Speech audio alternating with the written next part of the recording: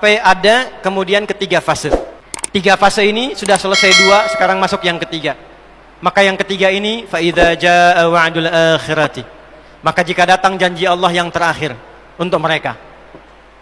Apa fase yang ketiga ini? Ada tiga bagian lagi. Satu, liyasu'u wujuhakum. Yang kedua, waliyadkhulul masjida kama dakhaluhu awwala marrah. Yang ketiga, waliyutabbiru ma 'alau tatbira. Ya. Satu sekarang sedang diperlihatkan, liyasu'u wujuhakum. Persis sekarang orang-orang itu seperti di era Nabi yang membayangkan hingga bisa ditembus, bentengnya kokoh, intelijennya kuat, sadapannya di mana-mana, tapi ternyata dunia yang melihat kokoh itu ditunjukkan oleh Allah hanya dengan bahasa mereka, la syirdimatun qalil. Ini bahasanya Firaun. Ini kan cuma ormas kecil, nggak sebanding. Ormas kecil yang nggak sebanding ini ternyata telah bisa mengintersep semua bagian-bagian itu. Dia bisa tembus bentengnya, dia masuk ke dalamnya. Liyasu'u wujuhakum. Tujuannya bukan untuk menunjukkan mereka mampu, bukan, untuk menggugah dunia kalian kemana saja. Yang kalian anggap itu hebat, itu mampu, itu dahsyat, ternyata bisa ditembus, dipermalukan di wajah dunia. Satu, janji Allah tiba.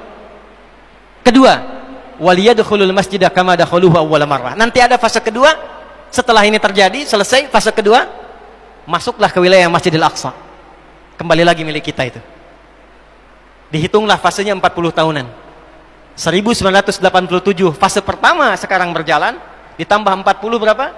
2027. Itulah fase yang kedua, saat diharapkan paling puncaknya Masjidil Aqsa bisa kembali lagi. Nah, ini bukan main-main, ini bukan main-main. Hitungan fasenya. Antum lihat video viralnya Syekh Ahmad Yasin itu ketika menjelaskan itu. Saya tahu betul itu. Ya. Beliau hitung itu.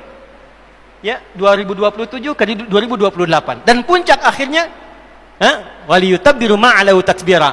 Hancur semua, terjadi perang dahsyat. Hitungan saya sih tambah 20 tahun karena fasenya sampai 100 tahun. 40 tambah 40 tambah 20 100. Maka 2037. Silahkan cek orang-orang yang ada menghitung di pertahanan sekarang. Antum tanyakan pada yang di Lemhanas, pada di macam-macam. Bagaimana kekuatan dunia pergeserannya, saya yakin hitungan mereka 2037 terjadi sesuatu yang dahsyat. Gerbangnya sampai 2040, di atas 2040 itulah generasi emas akan muncul. Makanya Indonesia masuk generasi 2045. Itu sudah dihitung. 2030 pembukanya. Makanya sekarang punya visi 2030 semua. Saudi visi 2030, Rusia, Cina, Afrika Selatan, Brazil visinya 2030 dengan bikin bridge itu. Semua visinya ke sana. Dan yang paling dahsyat, hitungan itu secara spesifik isyaratnya sudah ada dalam Al-Qur'an. Dan ini bukan ilmu utak-atik, bukan viral TikTok. Ingat. Ini sudah sejarah yang berlangsung dari penelitian masa lalu. Maka wajar kalau sekarang mereka takut dikepung. Kenapa? Karena ketika Hamas datang dengan pasukannya darat, laut, udara, itu mempraktekkan surat Al-Hasyr yang sudah mereka pelajari bertahun-tahun. Datang lewat darat, lewat laut, lewat udara. Takut mereka semua. Maka dikontaklah kemudian kolega-koleganya. Datanglah kapal induk 2 dari Amerika. Satu lagi datang, Inggris datang, kemudian Kanada datang, Jerman siapkan pasukan. Kenapa? Karena trauma dengan pengepungan. Satu. Ya. Cuma satu itu saja. Ya, sekarang apa yang harus dilakukan? Ada 3 bagian. Satu, doa. Yang kedua yang bisa kita mampu, kemarin alhamdulillah kita kirimkan bantuan kemanusiaan. Semua kompak. Ya, perlu Palestina sekarang yang menderita untuk menyatukan Indonesia. Presiden, menteri, ulama, macam-macam kumpul kirim bantuan. Apakah untuk kompak dan damai itu perlu penderitaan Palestina untuk menyatukan kita? 2 sudah. Yang ketiga, fatwa MUI sekarang. Produk-produk yang dijual di dunia ini, yang hasilnya diperbantukan pada agresi Zionis, maka fatwa keluar MUI sekarang. Haram hukumnya bagi umat Islam untuk mengonsumsinya. Allahu Akbar.